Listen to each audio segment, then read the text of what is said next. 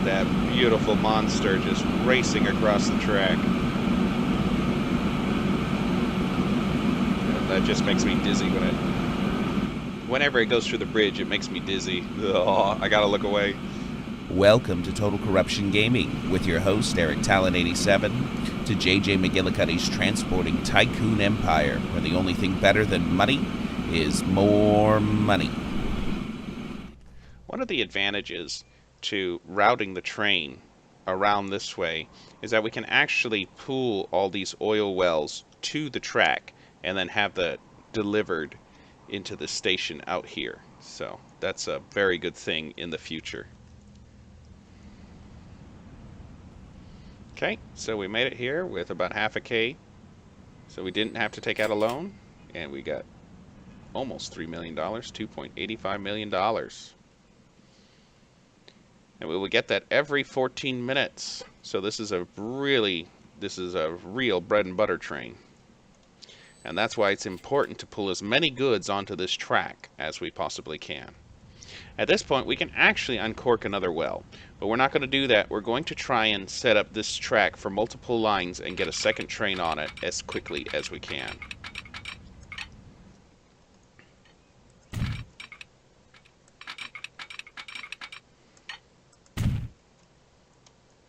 It doesn't cost that much to set up a second track for multiple trains.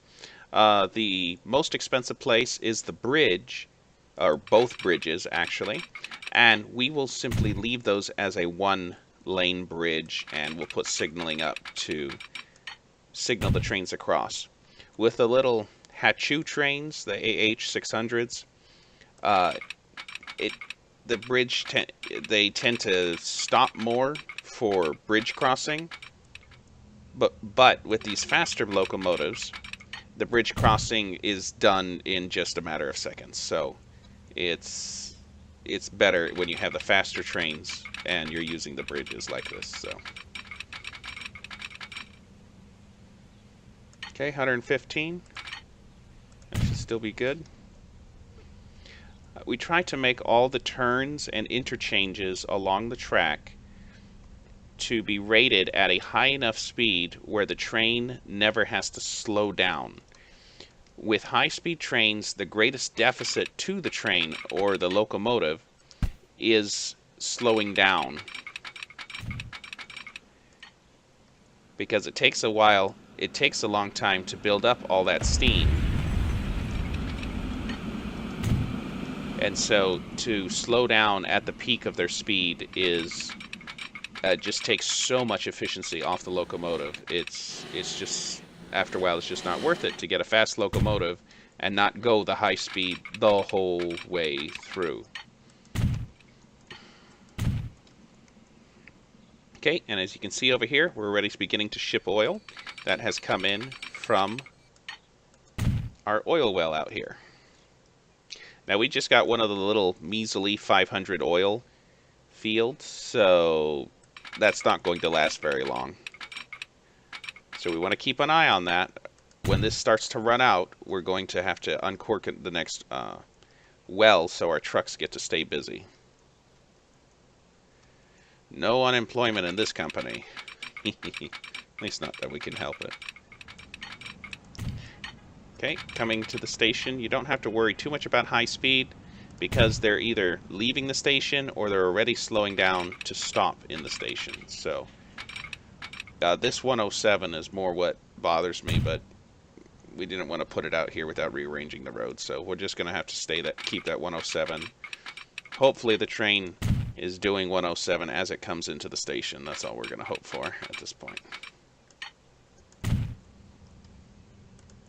When you place the signaling, you need to be careful to place it far enough back to where the trains don't overlap here.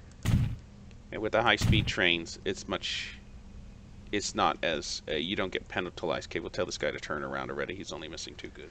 But with the high-speed trains, putting it a little further back to be on the safe side is not as penalizing as it is with the smaller trains. Because the smaller trains take forever. Basically, they're half the speed of this larger train, and they accelerate a lot more slowly. So if they have to wait at a bridge crossing, they just take a lot longer to reach their destination.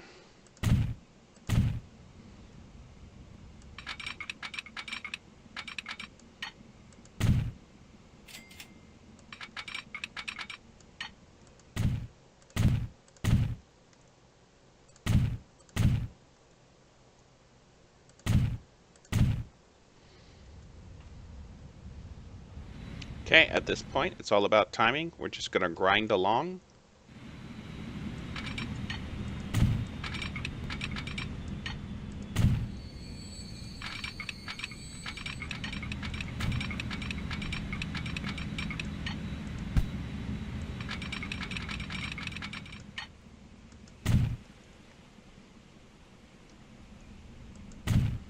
Okay, let's see if this will give us the crossover we need. There we go. No. There we go.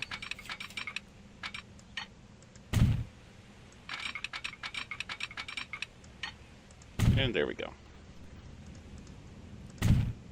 So we're going to put a lot of signals on this because we're going to have a lot of short trains on this.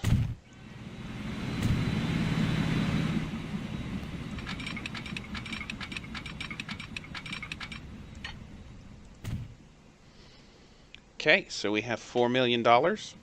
We're going to put that on another little Hachu train because, as you can see, a lot of goods are piling up here and not a lot of goods are piling up there. So that's not good. Get it? Okay. I know. Stick to what you're good at. Okay, so let's get 1. Then we get 2.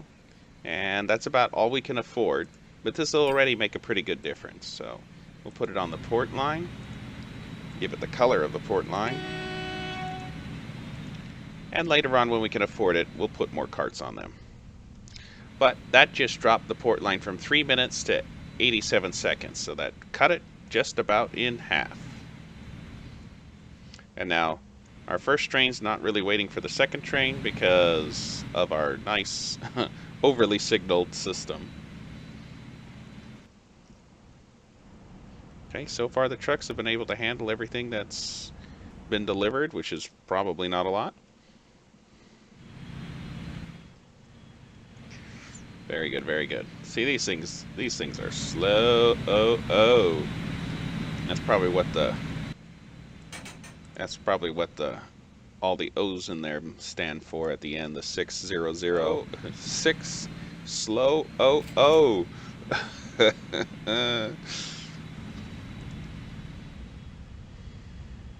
Okay, very good. Now the next bread and butter run this train does, we're going to put that into another well. So in preparation for that, let's get this small country road built out here, ready to bypass this city.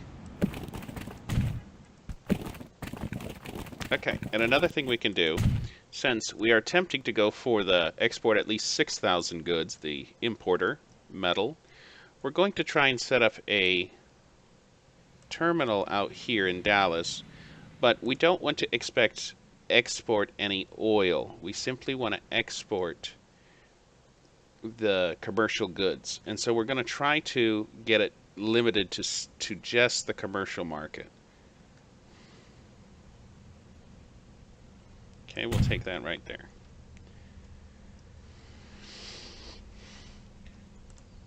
And what we can do here is we can extend this line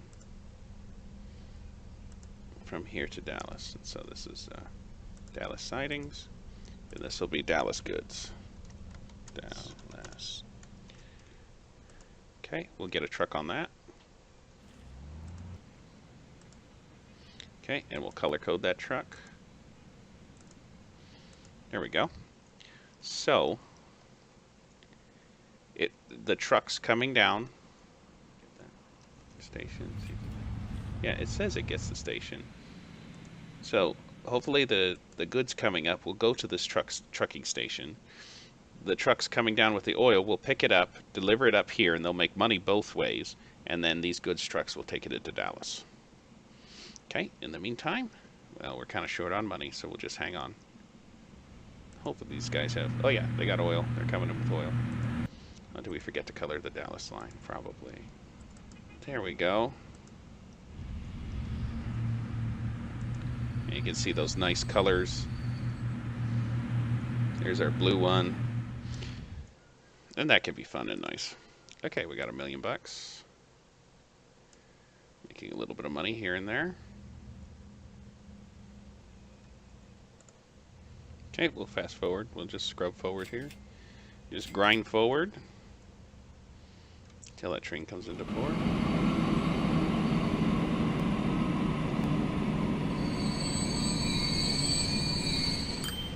Very nice. $3.3 million. Okay.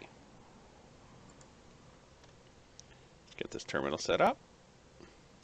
And we don't need a new one at our receiving because we already have one space open. Whoops. On this receiving terminal right now. Okay, so we'll call this San Antonio. We'll just put Oil 01. Loading east. Okay, it's loaded San. Okay, because this is San Antonio 01 well. And this is the one we will be uncorking. This is where the black gold lies. Very kind of it. Black gold is bubbling away here already. Hopefully we'll never run out. Otherwise, we'll probably have to breed new dinosaurs and then wait an eternity until they've transformed into crude oil. Okay, we'll get that guy switched to San Antonio just to get the line stimulated, since we really didn't have the money to follow up on purchasing vehicles. Aha! Check that out! We have stuff sitting for Jackson and Lake Charles. Hoorah! So that's beginning. And let's see how much this guy makes when he pulls in here.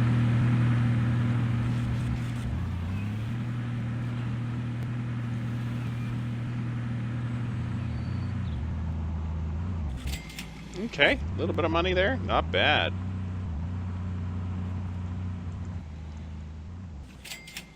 $70K, huh? Nice.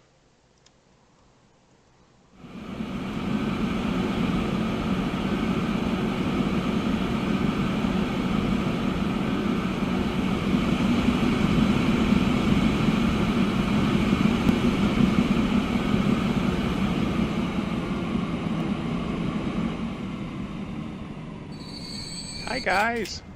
All right. Another 3 mil. And some petty change. And you know what we're gonna do? We're gonna put these. Let's see, who has the most? Charles or Jackson. We'll get them each another vehicle. Details. Okay, we'll go with the dark blue. And who's that? Jackson. Set line. You go to Lake Charles. Okay, and we'll give you the color. I'll go Lake Charles. Okay. But enough about that. All right. What we are going to do here is we are going to get a couple of vehicles for San Antonio. So right now San Antonio's at 15 minutes. 1, 2, 3, 4, 5. San Antonio, cut it down to 3. We'll get one more, see what that does. One more. Okay, that's about right. Tone line, we'll change all the vehicles to a nice purple color. And bear in mind, once the one oil well empties, it still produces oil. However, it produces it at a much slower rate. So once it empties, we're going to drastically reduce the number of trucks that we have assigned to them. So that's why I like to keep one fresh oil well open when it comes to the trucks. As soon as one runs out, we reduce the number of trucks and we switch all those trucks onto the next uncorked oil well. But in the meantime, we're going to attempt to save up our money and get these goods out of port. There's just a bunch of revenue sitting around here. And get them onto this train out here.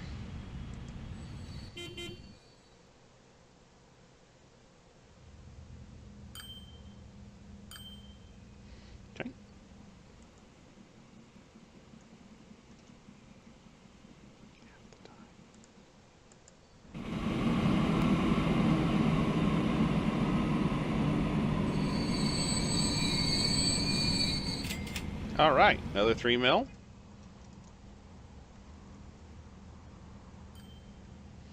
So, since this oil well is about to run out, there is another thing we can do. We can actually start shipping oil from this well down to this terminal. And that will allow us to keep using these trucks for that purpose. So, we're going to build a street out this way. Is that? Yeah, country road. Good. Yeah, country road, not a street, a country road. Okay, bring the country road in this way. I like to do this so I kind of bypass town. Otherwise, maybe in this particular town it's okay, but in some of the towns, traffic gets really busy, and it really slows your trucks down. So it's nice to be able to bypass town when you can. Okay. Let's get this up here. Okay, and then we'll get a line going from here to here. Okay, call this Dallas 02. Because this is the number 2 Dallas oil well. Okay, and I think number 3 is way out here. So let's do something, normally I just stick with one depot, but because it takes the trucks so long to get up here, let's put the depot up here for a mere measly $17. We can get this going. So let's buy 5 trucks on our Dallas line right here. 1, 2, 3, 4, 5. Okay, and put them all on the Dallas line. That's 3 minutes. Okay, and let's uncork the oil well. This is black gold is bubbling away here already. All right, we got a Hopefully whopper. we'll never run out. Otherwise, we'll probably have to breathe. All right, so we got a good whopper here. We got a 2,000 oil well, so that's going to last for a little while. So let's see here.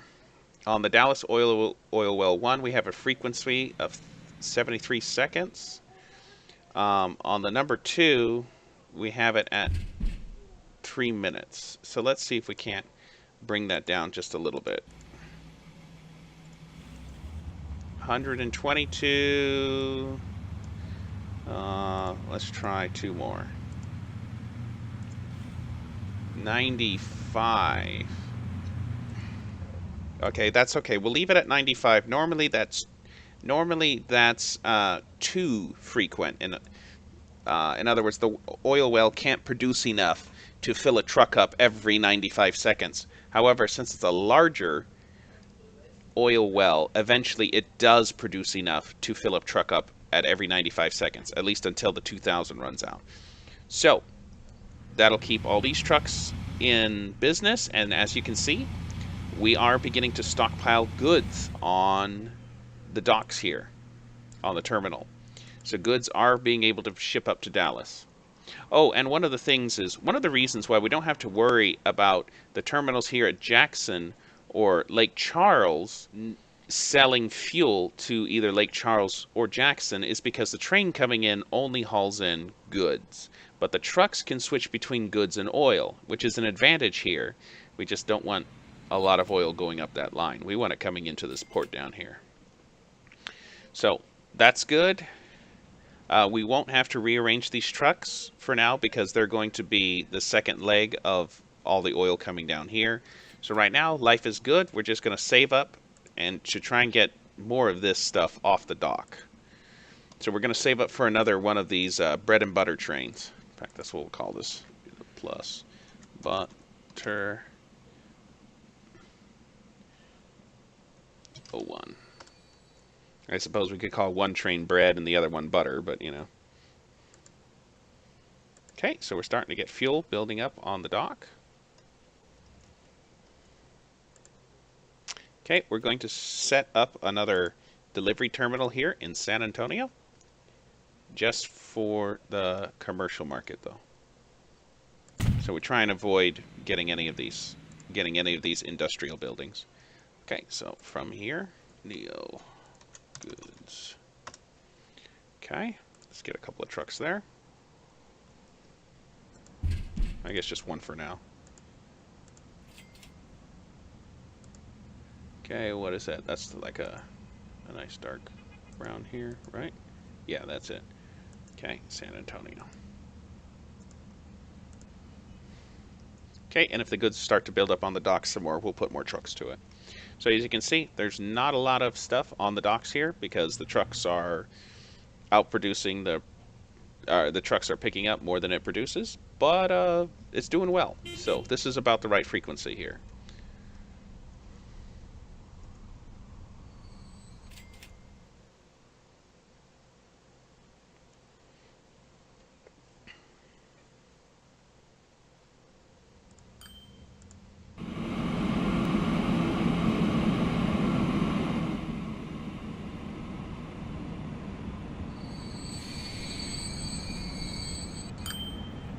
Nice.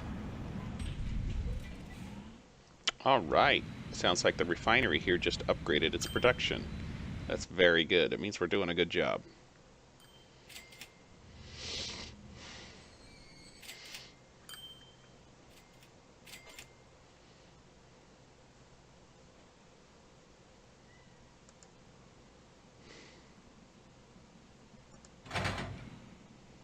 Five, 8.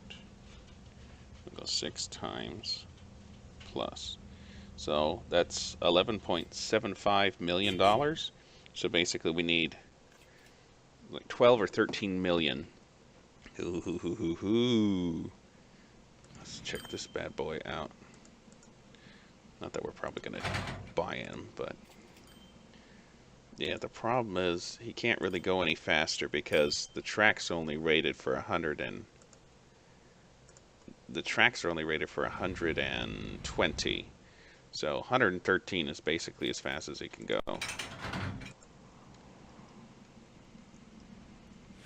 We've saved the starving swamp of the Mississippi Delta from the worst, and the governor is keeping his promise. We've been given permission to exploit the offshore oil rig.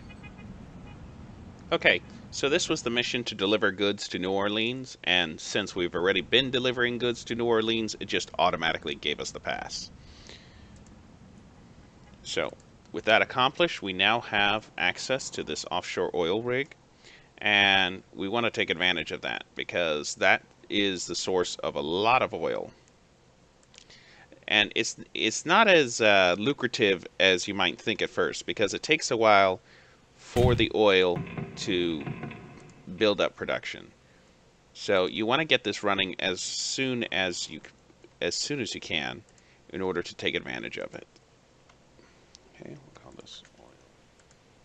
Okay, I usually start off with 2 boats, but we'll just do 1 this time because we're saving up for our new train. Sorry, keep expenditures down to a minimum. And we're almost there. It's like 2 more trips and we should be there. So, okay, so this San Antonio line, yeah, the boat's coming, don't worry. So this San Antonio well is getting ready to run out. However, there are 200 tons of oil on the docks. So this can wait for just a minute.